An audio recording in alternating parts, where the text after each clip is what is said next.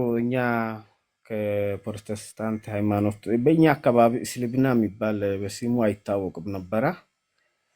አይናችን ገልጸን ያደግንበት ፕሮቴስታንት ነበረ።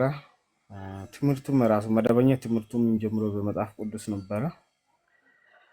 እዛው አይናችን የገለጽነው ከዛ ካለንበት አካባቢ ግስማ የሚባል አካባቢ ነበረ። የትውልድ እድገታችንም ወደ ከተማ መጥቼ ነው ድንገት የሚሰግድ ሙስሊም ያየሁት። ከተማ እንደዚሁ በየቦታ ሰባካ ስንዞር በአስተርጓሚነት ነበረ እኔ የማገለግለው። ከዛ አንድ የሚሰግድ ሙስሊም አየሁት። ምን እየሰራ ነው ብዬ ትኩረት ሰጥቼ እሱን በደንብ አድርጌ ማየት ጀመርኩት። ሲጠራው አይሰማም። እቃ ሊገዛበት ነበረ የመጣሁት። የሚሰግደው አሰጋገዱ ነው የሳበኝ። ሲሰግድ ሰውየው ራስን ባለበት ስቶ በቃ ምንም ነገር ጥሪ ቢደረግለት የሚሰማ አይደለም። ምን ያህል ለፈጣሪ ያለው ቦታ ምን ያህል ቢሆነው ነው ያንን ያክል እቃ ቢሰረቅበት የሆነ ነገር ቢወሰድበት ምንም የማይመስለው ይህ ፈጣሪው ምን ያህል ነው ካለው ንብረት በልጦ የተገኘው የሚለው ነገር በደንብ አድርጌ ነገሩ እንዳስተውሎ አደረገኝና መነሻ ይሄ ሲሆን ታሪኬ ብዙ ነው።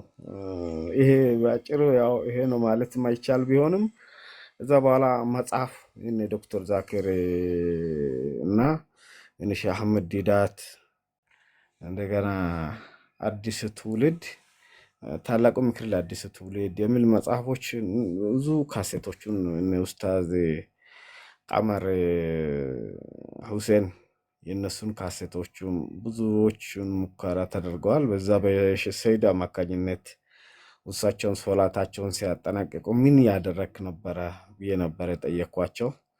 እኔ ጸሎት ያደረኩት ነበረ። ምን አይነት ጸሎት ነው ብዬ ነው የጠየቁ። ምክንያቱም የጸሎቱንም አይነት ገና ከተማ ሲመጣ የመጀመሪያ እሳቸው ጋር ማየቴ ነው።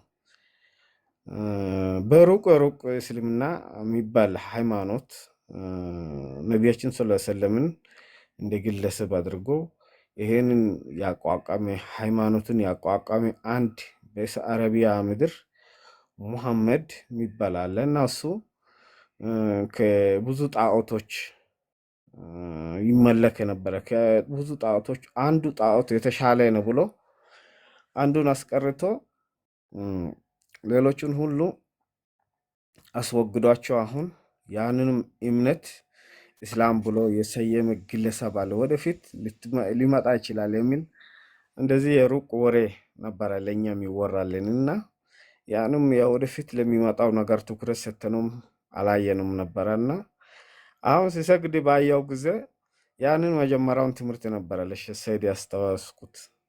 ሼህ ሰይድ ነው የሚባሉት ሲሰግዱ የነበረው ሽማግሌው ወሎ ናቸው። ከወሎ ማህበረሰብ የመጣ ነው። በጣም በዲኑ ላይ ጠንካራ ነበረ እና እሱ አላህ የጠብቃቸው ወሎዎቹንም በዚሁ ላይ ለንግድ ወደ የአካባቢ በሚሰማሩበት ጊዜ ለእኛ ለዲን ሂዳያ እንድናገኝ ምክንያት ሆኖልናል እና በዛ አማካኝነት ነው እኔ ወደ እስልምና ሊቀላቀል የቻልኩት። የተለያየ መጽሐፎችን ከዛ ከተማም ለትምህርት ነበረና በዛው ወሎቹን ወሎ ማህበረሰቦች ሙስሊም የሆኑት ለንግድ የመጡት ዲናቸውን ትኩረት ሰጥቶ ሲያደርጉት እኔን ለመማረክ የመጀመሪያ ምክንያት ሆኗል። አላህ ይጨምርላቸው። ይሄ ይመስላል በአጭሩ ይሄ